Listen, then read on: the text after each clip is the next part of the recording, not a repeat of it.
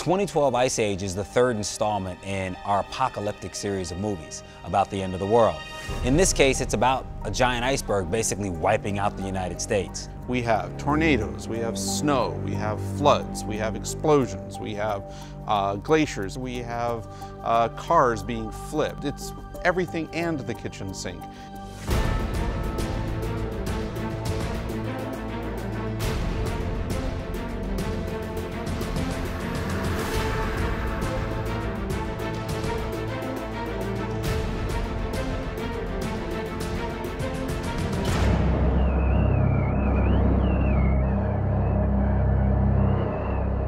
The 2012 Ice Age is about a family that's trying to be reunited in the middle of what is a catastrophic occurrence for our climate.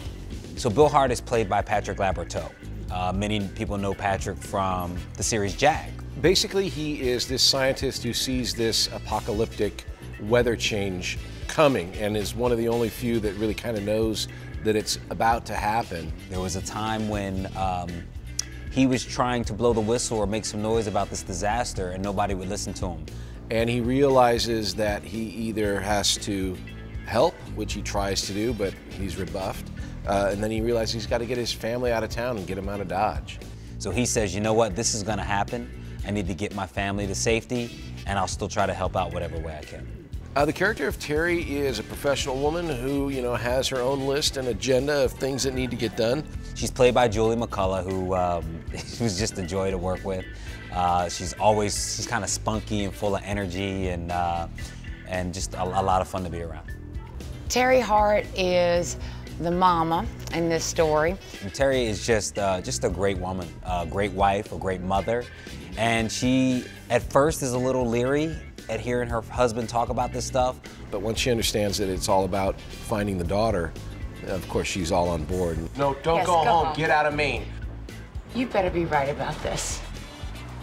Julia Hart's played by Katie Wilson, and Julia is Bill's daughter.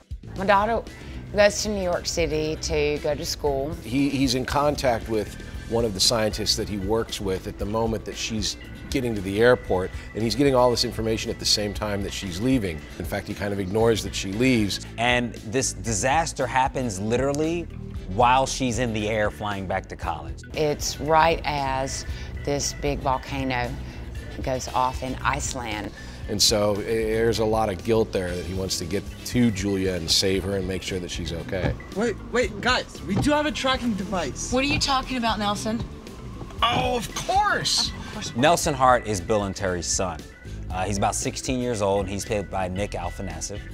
He plays 15. He's actually about 21 in real life, girls, just so you know. He's the kind of guy who thinks his dad is really cool, which, this day and age is great to see. He sees all of the cool things his dad is able to do with his computers. My son is just basically a chip off the old block, just like his daddy. And so he's kind of like the technology guy in this movie. He's the go-to guy for information. And if it weren't for him and his knowledge and use of technology, we would perish long before we ever even were able to hit New York City. And through the whole adventure, I mean, they work together to find the daughter and find his sister and make sure that everything gets to a happy conclusion. One of the best things about working on a small production is that you tend to have pretty tight teams as far as what people's capabilities are and what they can do in a short amount of time. And inside of the VFX department, we just have a really good group of people that are organized, highly focused, and just a joy to work with. Well, when you watch the movie, there are a lot of shots of the family in vehicles. I filmed almost all the car interior stuff right here in the Asylum studio. Obviously we had the vehicles here. We had the shell of an airplane, we had a car, we had a van. The actors get inside, and then we have people who kind of shake the plane and move the plane. When the car had to shake, there was people there shaking the car. Sometimes the plane is on a lever system where they can tilt it left and right. But then the plane that you see flying around is a completely digital artifact that they created in the computer here, and then they fly it around the way that they want it to fly around. They add in all the clouds and the snow, and it's really amazing. Basically, we took models that were either existing in our backlot, or we purchased some models that were available, and then we have to take them and we do have to plus them up.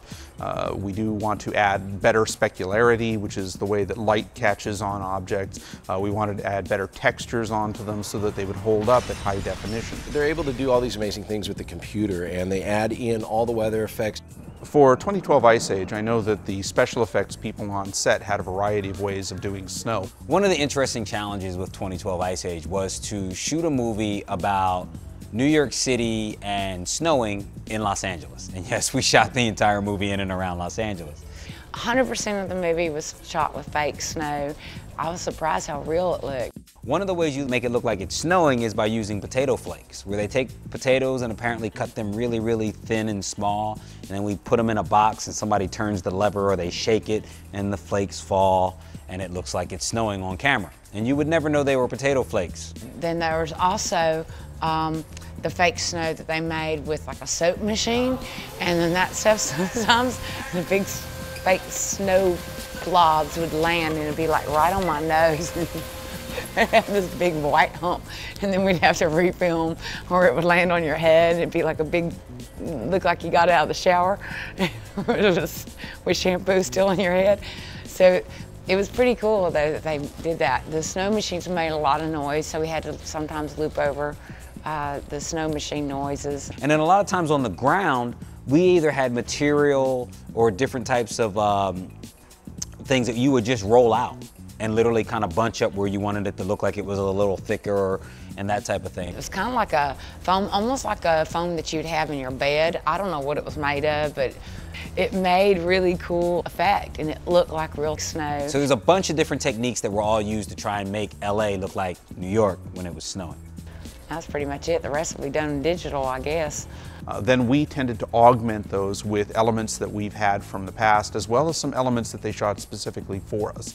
So the combination of all of the physical effects and the digital effects that we're able to do in the compositing phase, which is taking layers of elements and putting them together, that is what leads to the very dense look of the snow in most of 2012 Ice Age.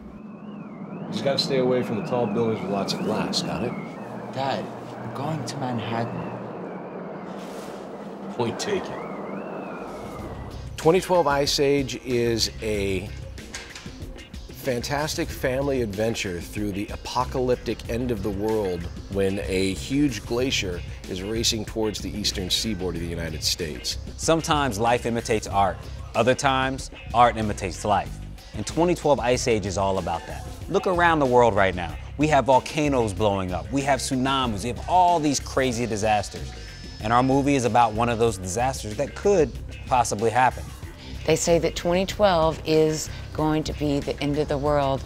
Get this film because it's an example of what may happen in 2012. It's big, it's bold, it's ridiculous, but it's a lot of fun. So when you watch the movie, you're gonna see explosions, you're gonna see icebergs, you're gonna see all kinds of crazy stuff. I guarantee you it'll be a wild ride. In the end, you'll definitely be entertained.